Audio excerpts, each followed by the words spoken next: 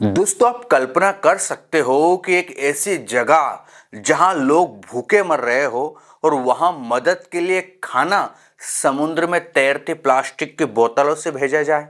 जी हाँ, वैसे सुनने में आपको अविश्वसनीय लगेगा कि ऐसा हो ही नहीं सकता, लेकिन गाजा में लोग इतने हताश है कि मिस्र के तट से बच्चे और कार्यकर्ता अनाज से भरी बोतलें समुद्र में फेंक रहे हैं, इस उम्मीद में कि शायद ये गाजा तक पहुंच जाए।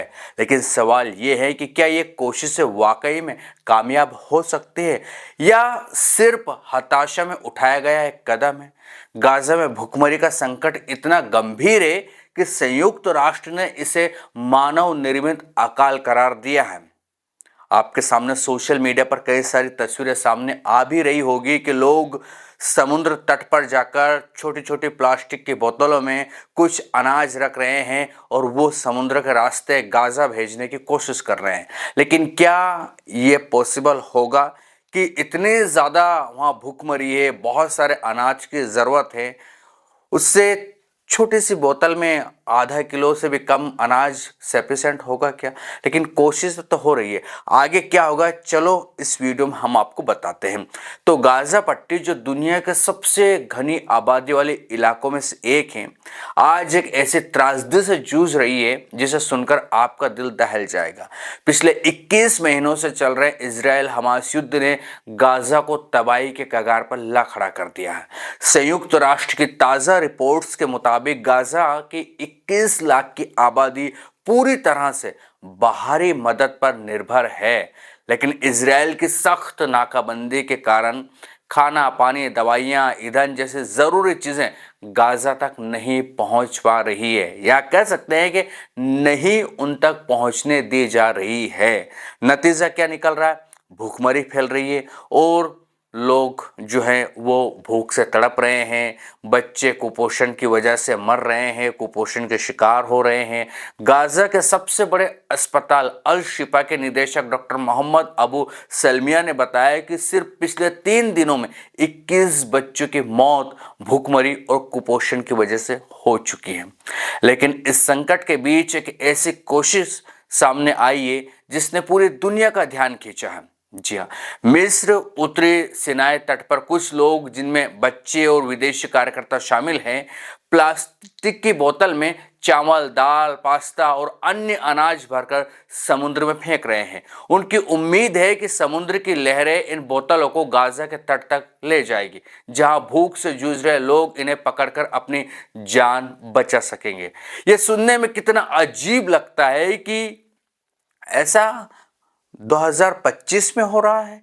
दुनिया इतनी आगे जा पहुंची है, दुनिया में बहुत कुछ हो रहा है और आज भी किसी देश में लोग भूखे मर रहे हैं, उनकी मदद प्लास्टिक की बोतलों को समुद्र में बहाकर किया जा रही है। लेकिन ये हताशा की उस हद को दिखाता है जहां लोग ऐसी कोशिशों पर उतर आए हैं।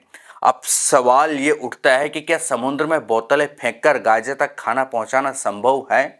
तो विशेषज्ञों का कहना है कि यह कोशिश बहुत हद तक अव्यावहारिक है, यानी कि कोई काम नहीं आने वाली है। समुद्र की धाराएं और लहरें अनिश्चित होती है, ये बोतलें कहीं भी जा सकती है। इसका कोई फाइनल डेस्टिनेशन नहीं है, कोई फाइनल रास्ता नहीं है कि ये गाजा तक ही पहुंच जाएगी। गाजा के तट पर पहुंचने की संभावना बहुत कम नजर आ रही है। इसके अलावा भले ही कुछ बोतलें तट तक पहुंच जाए, मान लो पहुंच गई कुछ बोतलें, हजारों लोग बोतलें में खाना भेज रहे हैं, पास्ता भेज रहे हैं, अनाज भेज रहे हैं, पहुंच गई मान लो, लेकिन इतनी छोटी मात्रा में अनाज लाखों लोगों की भूख मिटाने के लिए काफी नहीं है। संयुक्त राष्ट्र के खाद्य और कृषि संगठन AFO के मुताबिक गाजा में हर परिवार को कम से कम एक थैला गेहूं का आटा पहुंचाने के लिए 8,000 से 10,000 मैट्रिक टन अनाज की जरूरत है। यानी कि वहाँ जो लोग रह रहे हैं उनको 8,000 से लेकर 10,000 मैट्रिक टन अनाज मिलेगा, तब उनकी भूख मिट सकती है। बोतलों में भेजा जा रहा है अनाज इस जरूरत का एक छोटा सा हिस्सा भी पूरा नहीं कर सकता है। फिर भी ये कोशिश है गाजा के लोगों के प्रति दुनिया की सहानुभूति दर्शाती है। मिस्र के लोग और कार्यकर्ता अपनी तरफ से हर संभव प्रयास कर रहे हैं, क्योंकि गाजा में हालात इतने खराब है कि वहां की पूरी आबादी भूखमरी के कगार पर दिखाई दे रही है या भूख से वो बिलखते हुए दिखाई दे रहे हैं, पूरी दुनिया भी देख रही है। संयुक्त राष्ट्र की एक और रिपोर्ट के अनुसार अप्रैल से मई 2025 तक गाजा की 93% आबादी यानी कि 19.5 लाख लोग खाद्य संकट या उससे भी बदतर स्थिति में होंगे। इनमें से 4.7 लाख लोग अकाल और भूखमरी की कगार पर पहुंच सकते हैं, यानी कि अकाल आने की संभावना पूरी जताई जा चुकी है। अब सबसे डरावना सवाल, अगर गाजा को जल्द पर्याप्त खाद्य आपूर्ति नहीं मिली तो कितने लोगों की जान जा सकती है, ये लोग सवाल खड़े कर रहे हैं। तो संयुक्त राष्ट्र की खाद्य सुरक्षा क्लासिफिकेशन रिपोर्ट आईपीसी ने चेतावनी दी है कि अगर मौजूदा स्थिति जारी रही तो मई 2025 के बाद से, यानी कि जो तारीख निकल गई मई, उसके बाद से काफी लोग भूख से तड़पते हुए देखे गए और तकरीबन 2.5 से 3 लाख लोग खत्म हो सकते हैं अकाल के चलते। आने वाले समय में कह सकते हैं कि महीने 2 महीने के दरमियान 3-4 लाख लोग जो भूख से मर सकते हैं, ऐसी स्थितियां बताई जा रही है। गाजा के स्वास्थ्य मंत्रालय के मुताबिक हाल के दिनों में भूखमरी और कुपोषण की वजह से 101 लोगों की मौत हो चुकी है, जिनमें से 80 बच्चे शामिल बताए जाते हैं। अगर यही रफ्तार रही तो अगले कुछ महीनों में हजारों लाखों लोग, खासकर बच्चे, गर्भवती महिलाएं भूख का शिकार हो जाएंगे।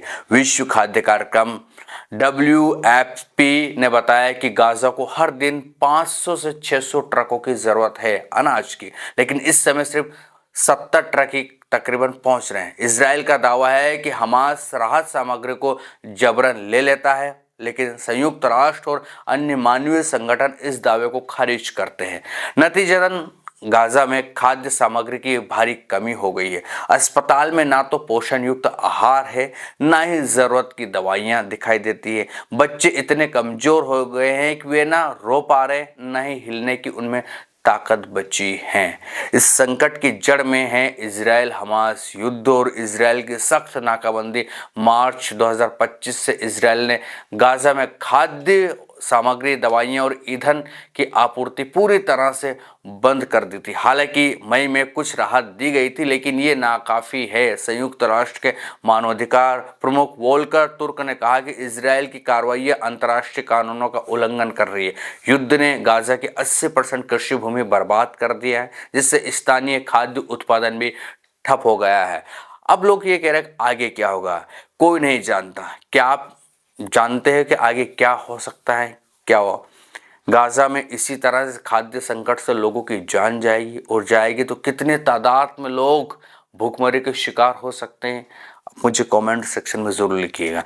लेकिन एक चीज समझना होगा, मैंने कल भी अपने वीडियोस में कहा कि पूरी दुनिया बारूद के ढेर पर बैठी हुई है। हाल फिलहाल में 2 देश और भीड़ पड़े हैं, आपको पता हो या ना हो। कंबोडिया और थाईलैंड में भयंकर जो है बम बारूद फेंके जा रहे हैं एक दूसरे के ऊपर। कुछ थाई लोग खत्म भी हो गए हैं, ऐसी जानकारी आ रही है। एक मंदिर, शिव मंदिर के लिए ये लोग लड़ रहे हैं, ऐसा खबरें निकल कर सामने रहे। तो आपको दुनिया के अधिकांश मुल्क आपस में ही भिड़ते हुए दिखाई दे रहे होंगे।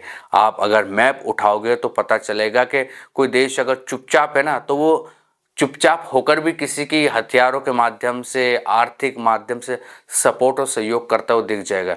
कुछ एक बचे हैं जिनको उंगलियों पर गिन सकते हैं कि वो देश जरूर अपनी तरक्की को देख रहे हैं, तरक्की कर रहे हैं और दुनिया से थोड़े से उन्हें कोई ज़्यादा लेना देना नहीं है, लेकिन अधिकांश तो कहीं ना कहीं युद्धों में भिड़े पड़े हैं।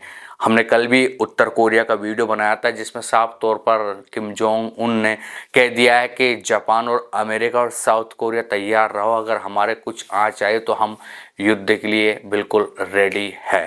तो इस तरह से दुनिया की ये स्थितियाँ होती जा रही है, पता नहीं क्या होगा क्या नहीं। लेकिन हाँ, विश्व बहुत ही खतरनाक स्थितियों में जा पहुंचा है यकीनन। आपको क्या लगता है बताइएगा। ये था वीडियो, कैसा लगा ये भी बताएं। जानकारी ठीक ठाक लगे तो चैनल को सब्सक्राइब, वीडियो को लाइक और शेयर करना ना भूलिएगा। फिर मिलेंगे किसी दूसरे वीडियो में, तब तक के लिए आपके दोस्तों को दीजिए इजाजत। नमस्कार।